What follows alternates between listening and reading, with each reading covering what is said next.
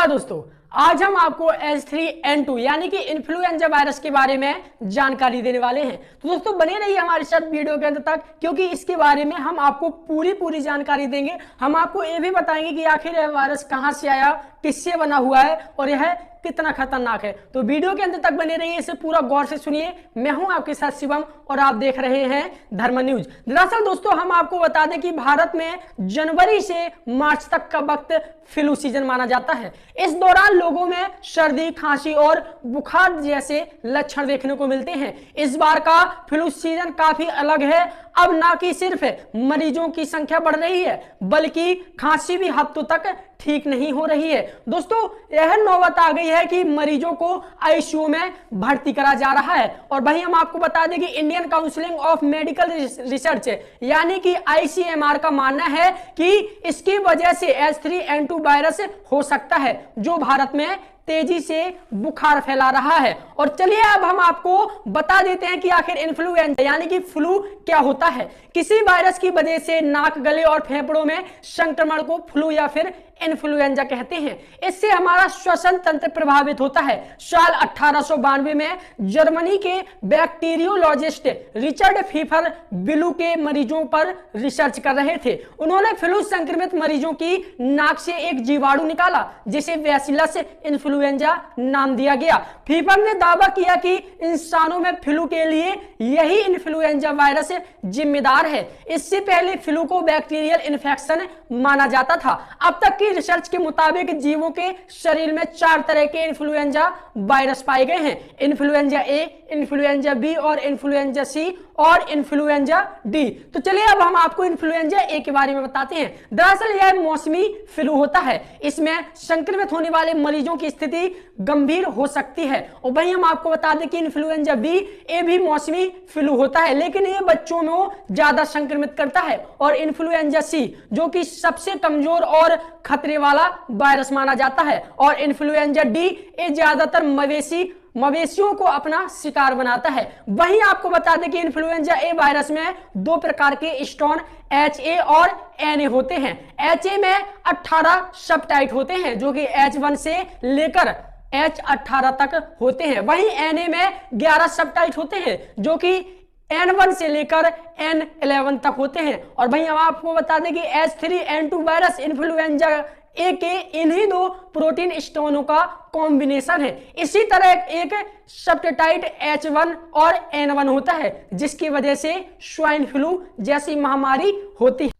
वही हम आपको बता दें कि इन दोनों देश में इन्फ्लुएंजा ए वायरस के सब वेरिएंट H3N2 की वजह से फ्लू तेजी से फैल रहा है। इसी के साथ हम आपको बता दें कि H3N2 की वजह से जीवों के जेनेटिक मटेरियल में बदलाव के बाद वायरस खुद की कई लाखों अपनी कॉपी बना लेता है। इन्फ्लुएंजा ए वायरस की यही कॉपी एक इंसान से दूसरे इंसान तक या फिर जानवरों के शरीर में जाती है।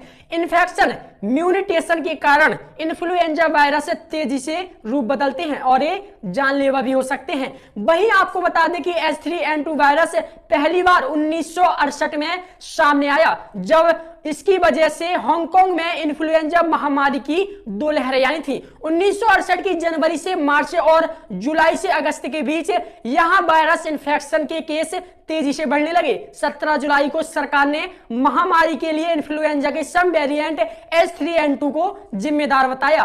फिर इसके बाद अगस्त महीने में सिंगापुर, ताइवान, फिलीपींस, वियतनाम और मलेशिया में इस वायरस के सब वेरिएंट मिले। इसके बाद एक कंफर्म हुआ कि अब H3N2 वायरस दुनिया में महामारी फैला रहा है। फिर 1957 में 11 साल बाद आई इस बीमारी ने दुनिया भर के 10 लाख लोगों और अमेरिका के 1 लाख लोगों की मौत ले डाली। चलिए अब हम जानते हैं कि आखिर इन्फ्लुएंजा फैलने में मौसम, जोन और टाइम का क्या रोल है। मेदांता के रिपोर्टर एंड स्लीप मेडिसिन के अध्यक्ष डॉक्टर रणदीप गुलेरिया के मुताबिक इन्फ्लुएंजा वायरस H3N2 हर साल फरवरी से मार्च में फैलता है। ये वायरस समय के साथ साथ म्यूटेट होता है, इसलिए इसे मेडिकल की भाषा में एंटीजेनेटिक ड्रिफ्ट कहते हैं। वहीं भारत में मौसमी इन्फ्लुएंजा 2 बार तेजी से फैलने लगता है। पहला जनवरी से मार्च तक और दूसरा मानसून के बाद यानी कि सितंबर से अक्टूबर तक। ह्यूमिडिटी और टेम्परेचर की वजह से इन्फ्लुएंजा वायरस तेजी से खुद को म्यूटेट करते हैं। चलिए जानते हैं कि आखिर H3N2 वायरस इन्फ्लुएंजा वायरस के लक्षण क्या है। H3N2 वायरस के लक्षण सीजनल कोल्ड और कफ की तरह होते हैं। खांसी, जुकाम, नाक बहना, बंद होना, गले में खराश आना, सिर दर्द, शरीर में दर्द, बुखार, उल्टी, थकान, सांस फूलना, ठंड लगना जैसे लक्षण सामने आते हैं।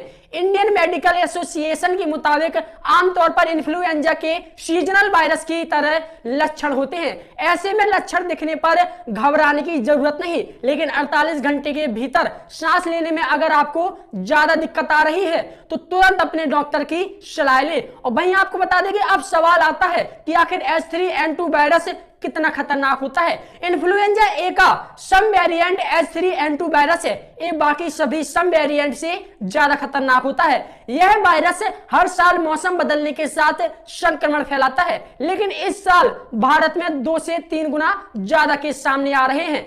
ज्यादातर 15 साल से कम और 50 साल से ज्यादा उम्र के मरीजों को ही अस्पताल में भर्ती होने की नौबत आ रही है। और वहीं आपको बता दें कि जो चौंकाने वाली आपको बात है तो वो हम आपको कहने वाले हैं कि इन्फ्लुएंजा की कोई दवा नहीं है। एंटीवायरल दवा और लक्षणों के इलाज के कारण ही डॉक्टर दवा लिख देते हैं। मान लीजिए कि आपको बुखार और उल्टी हो रही है तो डॉक्टर दवा देकर बुखार और उल्टी को कंट्रोल करते हैं। इंडियन मेडिकल एसोसिएशन के मुताबिक कोई भी दवा डॉक्टर की सलाह के बिना ना ले। चलिए अब हम आपको H3N2 पर भारत सरकार की एडवाइजरी के बारे में बताते हैं। सभी राज्यों और केंद्र शासित प्रदेशों के मुख्य सचिवों को अलर्ट रहने के लिए कहा गया है। सभी राज्यों को H1N1 और H3N2 और एडेनो वायरस के नए मामले के बारे में केंद्र को रिपोर्ट करना होगा।